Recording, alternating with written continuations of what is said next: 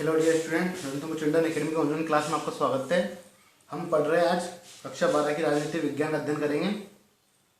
Part 2 मूल अधिकार, नीति निर्देशक तत्व और मूल कर्तव्य के बारे में हम जो दूसरा पार्ट है उसका अध्ययन करेंगे। जो संविधान, भारतीय संविधान की विशेषता है, पहला पार्ट वो हमने कंप्लीट कर लिया है।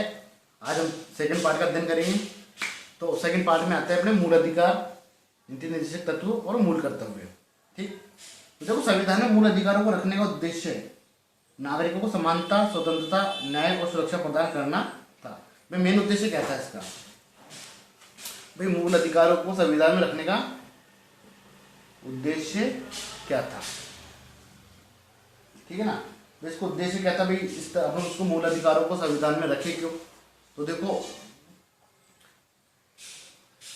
जो नागरिक है भारत के, इनको क्या मिलनी चाहिए? समानता, न्याय और सुरक्षा।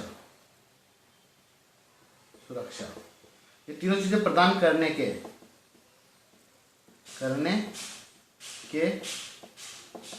उद्देश्य से संविधान में क्या रखे गए? मूल जो अधिकार है उनको रखा गया।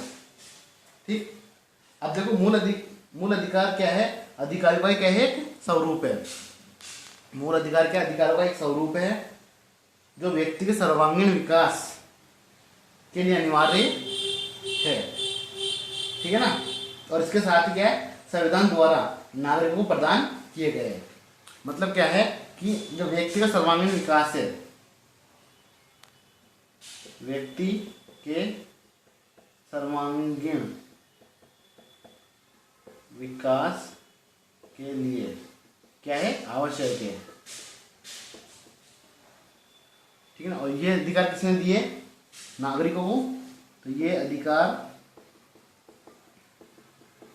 नागरिकों को संविधान ने दिए हैं। आगे बात समझ लो।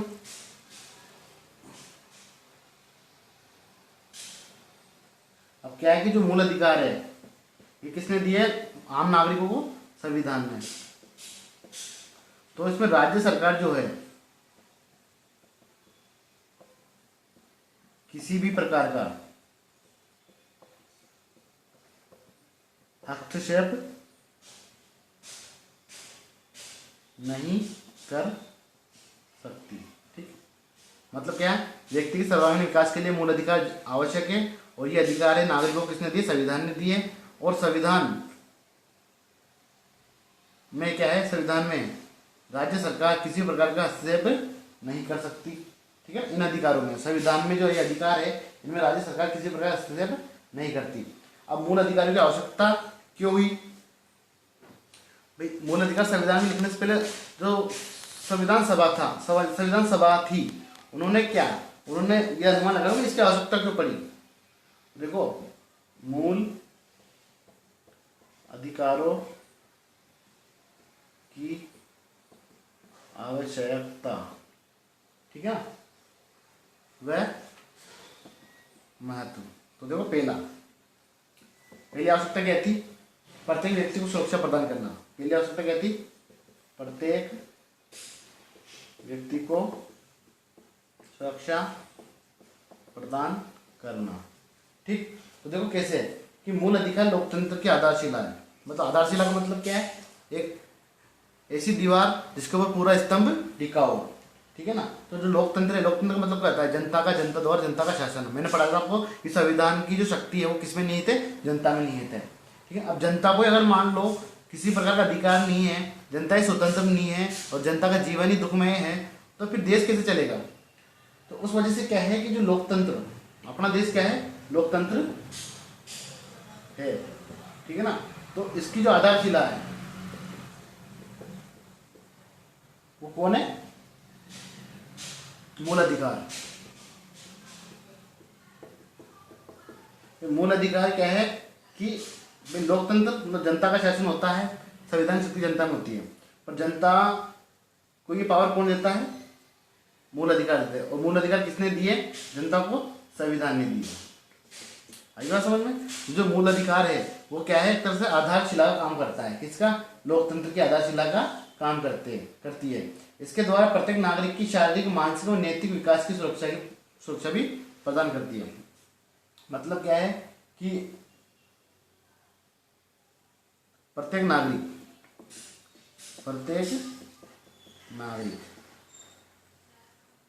की शारीरिक, मानसिक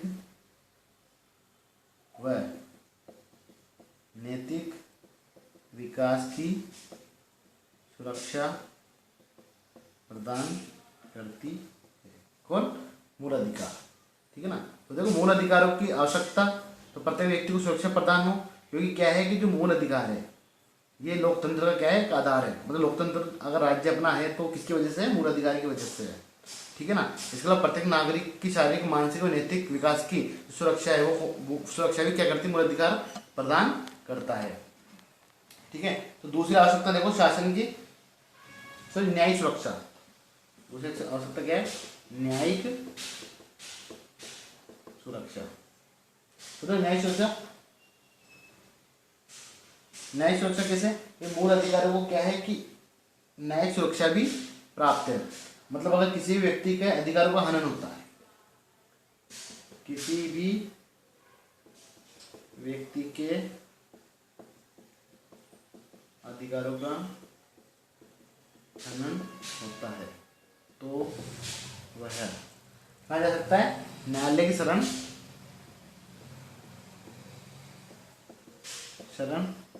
ले सकता है। तो देखो, जो मूल अधिकार, जो नागरिक है उसको किसकी क्या प्राप्त है? न्यायिक सुरक्षा भी प्राप्त है। अगर किसी भी व्यक्ति के मूल अधिकारों का अगर हनन होता है तो किसकी शरण ले जा सकता है? न्यायालय की। मतलब कुल मिला के इतना कह सकते हैं कि हमारे मूल अधिकार की रक्षा कौन करता है? न्यायालय। कौन करता है?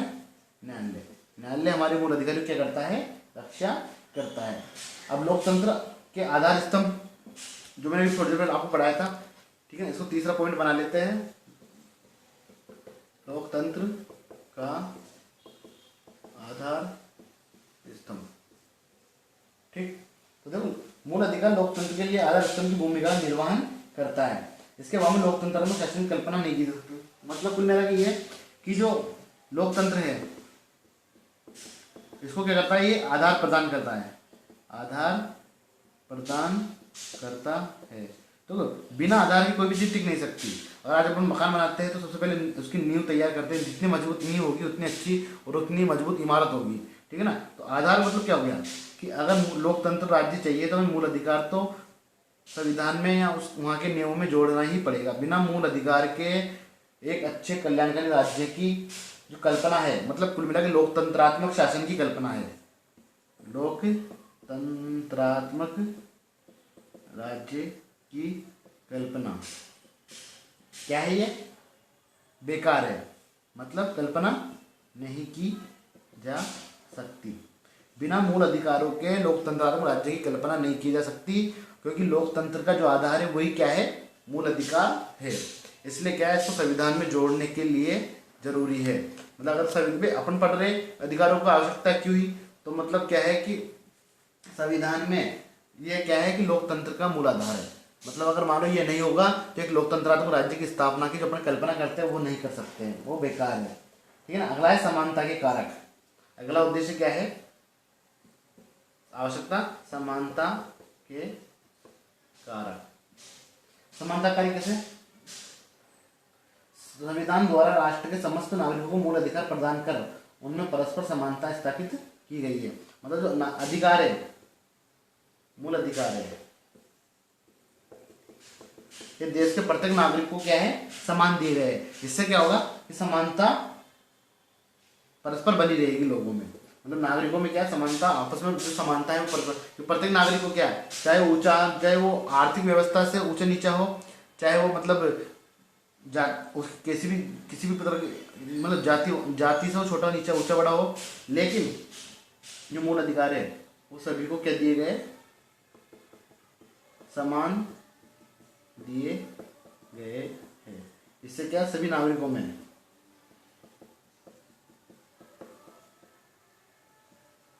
समानता व भाईचारे का विकास होगा। ठीक है ना। इसलिए क्या है कि समांतर भाईचारे का विकास होगा। नागरिकों के जो मूल अधिकार है वह मानवीय स्वतंत्रता और मानदंड और संरक्षण दोनों ही है। भाई जिनके जो जो मानव अपने नागरिकों को मूल अधिकार दिए गए हैं वो क्या है, वो क्या है कि इनकी स्वतंत्रता के लिए है। प्रत्येक नागरिक क्या है, भारत देश में स्वतंत्र रह सकता है, इसलिए क्या दिए गए मूल अधिकार। तो ये मानवीय स्वतंत्रता के लिए है। दूसरा, ये इनको क्या देता है, संरक्षण प्रदान करता है, संरक्षण प्रदान करता है। ठीक, और इस कारण इनका अपना मनोवैज्ञानिक महत्व है। वर्तमान युग का कोई राजनीतिक दार्शनिक इनकी उपेक्षा नहीं कर सकता। मतलब इसका जो भी दार्शनिक है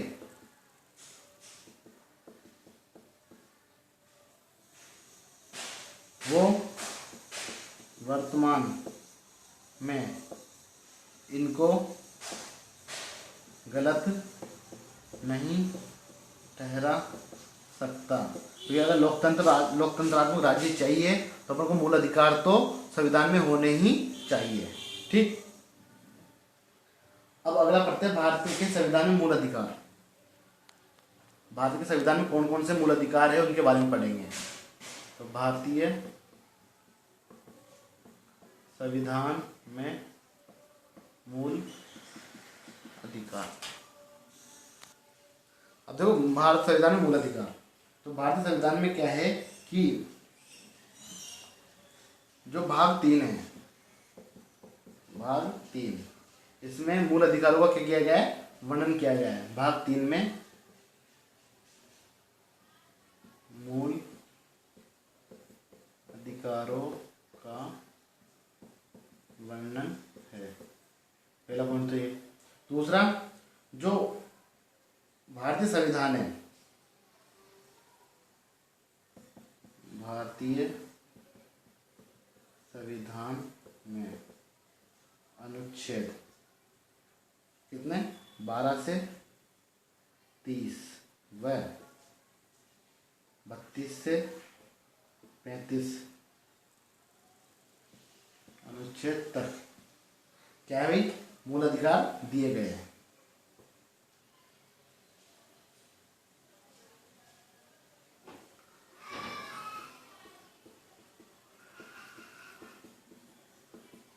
ठीक, मतलब पहले तो जो भारतीय संविधान का जो भाग 3 है उसमें मूल अधिकार का वर्णन है।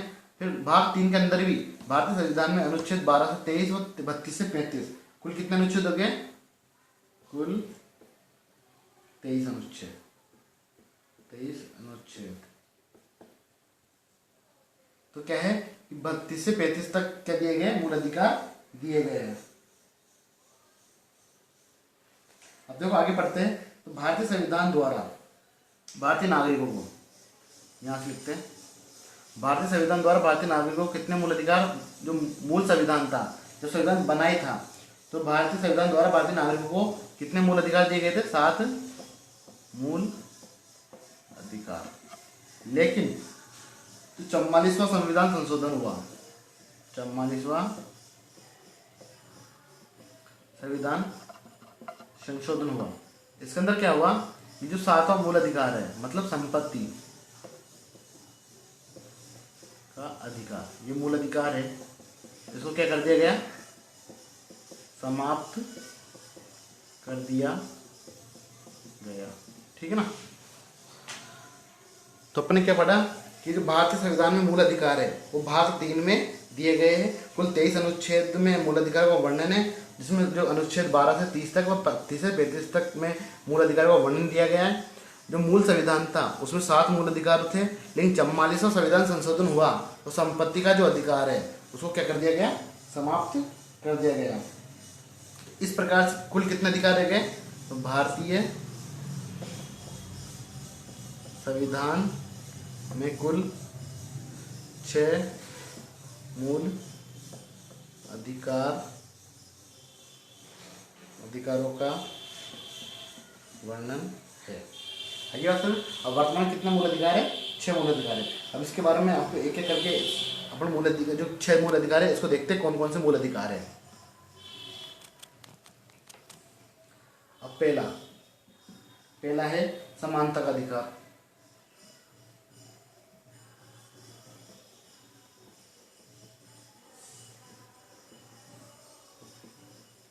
दूसरा है स्वतंत्रता का अधिकार।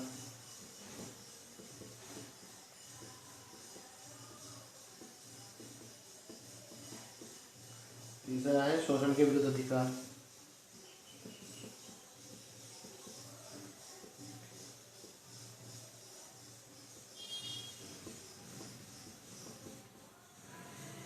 चौथा है धार्मिक स्वतंत्रता का अधिकार। पांचवा है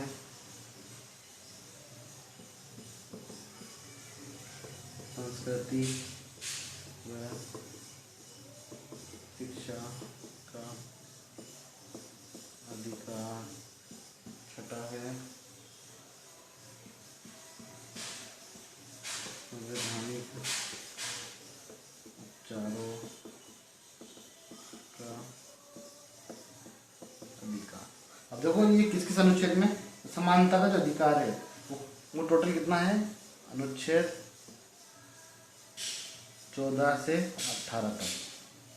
ठीक, तो 14 से 18 तक अनुच्छेद है, उसमें किस अधिकार का वर्णन है, समानता के अधिकार का वर्णन है। स्वतंत्रता का अधिकार तो ये है 19 से 22 तक अनुच्छेद है, ठीक है ना, समझ जाना। फिर अगला है शोषण के विरुद्ध, तो इसका वर्णन है 23 से 24 तक। फिर धार्मिक स्वतंत्रता का तो 25 से 28 तक। संस्कृति एवं शिक्षा का अधिकार तो ये 29 से 30 तक। और अगला है 32 तक। ठीक, तो ये इसमें क्या है, 6 अधिकार दिए गए हैं। बाकी जो संपत्ति का अधिकार था वो खत्म कर दिया गया है। अब समानता का अधिकार है, तो देखो अपन क्या करेंगे, अब अगली क्लास में इन अधिकारों को एक एक करके इनका अध्ययन करेंगे। समानता का अधिकार है, ठीक है, तो उसमें अनुच्छेद 14 में क्या कहा गया है, जैसे कानून के समक्ष समानता। अनुच्छेद 15 में क्या कहा गया है, धर्म, मूल, वंश, जाति, लिंग व जन्म के स्थान के आधार पर विभेद, ठीक है ना। इस प्रश्नता का अंत अनुच्छेद 17 में दिया गया है। ठीक, इसके अलावा उपाधियों का अंत अनुच्छेद 18 में दिया गया है। तो इस तरह से क्या एक एक करके इन अधिकारों को अपना अध्ययन करेंगे अगली क्लास के अंदर। तो आज के लिए इतना ही, धन्यवाद।